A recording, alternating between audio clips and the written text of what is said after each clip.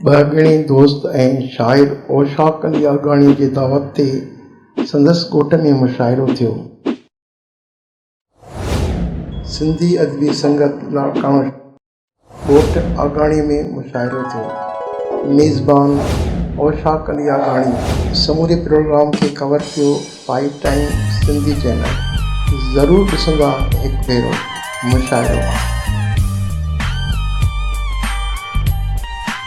इनायत आरबाणी हिन रजिस्टर ते नालो लिखियल आहे।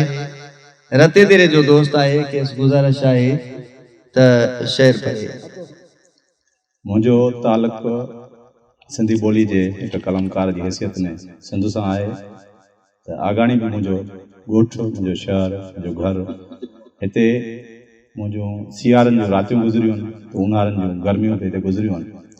ऐं साईं मुनवर कहर जी कहिड़ी ॻाल्हि कजे, सन्हे सच जो उन जेको लिखियो उहो मूं ॾे ॾियारे मोकिलियईं।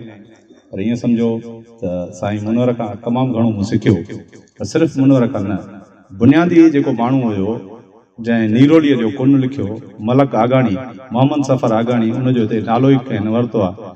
मां सम्झां थो त पहिरियों बुनियादी माण्हू उहो, उनखां पोइ कहर शौकत हो, उनखां पोइ साईं रजब आगाणी ताईं हिकिड़ी वॾी जेको आहे खेप आहे असांजो तमामु घणो चाहींदड़। ॿ टे बैत तव्हांजे नाले सां, तव्हांजे दोस्तनि जे नज़र। साड़े हिन संसार खे जोड़ियूं नओ संसार, साड़े हिन संसार खे जोड़ियूं नओ संसार, जित न हुजे का ज़िंदगी कंहिंजे मथां बार। विशाल साईं, साड़े हिन संसार खे जोड़ियूं नओ संसार, जित न हुजे का ज़िंदगी कंहिंजे मथां बार। हर हिकु ॻल में पियो हुजे ॿाहुनि वारो हार, नींह थिए निर्वार सबका पसे साथ खे। साड़ियूं इन संसार खे जंहिंमें रुगो सूर, साड़ियूं इन संसार खे जंहिंमें रुगो सूर, छणे पयड़ो बूर घर घर घल घल थी बुझे। सोच सचे सिरदान लय निचोए थी नूर, सोच सचे सिरदान लय निचोए थी नूर। कीअं हटे सा पोइते इश्क जंहिंजो भरपूर, जैसी जियरी जेडियूं आण न मञे मूर। साड़े सत सतूर जीअ जिया पोथी घुरे, जीअ जिया पोथी घुरां सरती सदिन खां, जीअ जिया पोथी घुरां सिंधड़ी सदिन खां। मौजूं जीअं मेहरान जूं तीअं मुंह में मुंहिंजी मां, जीअ जिया पोथी घुरां सरती सदिन खां। मौजूं जीअं मेहरान जूं तीअं मुंह में मुंहिंजी मां। घर जे चाउठ तां कीअं साथ मिले संसार जो, सुध न लही का सूर जी नथो मोहबत धारी माण, सुध न लही का सूर जी नथो मोहबत धारी माण। साड़ी ला सरवाण साड़ न हिन संसार खे। गज़ल जा कुछ शेर तव्हांजे नज़रनि एजाज़ साईं।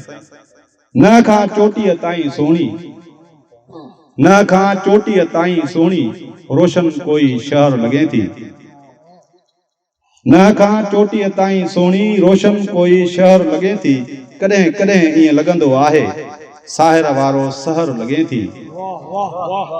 राज रड़ियुनि में पइजी विया आहिनि, राज रड़ियुनि में पइजी विया आहिनि।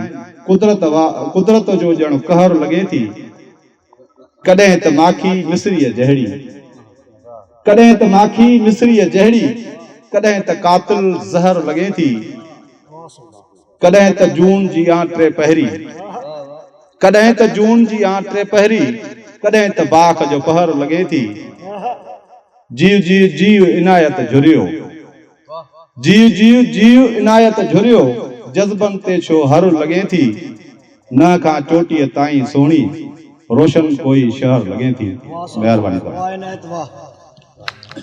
बहगणी दोस्त ऐं शाइर औशाक अली आगाणी जे दावत ते संदसि ॻोठ में मुशाइरो थियो।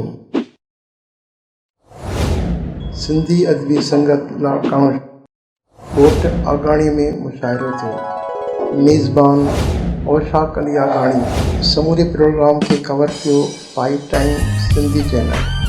ज़रूरु ॾिसंदा हिकु भेरो मुशाइरो।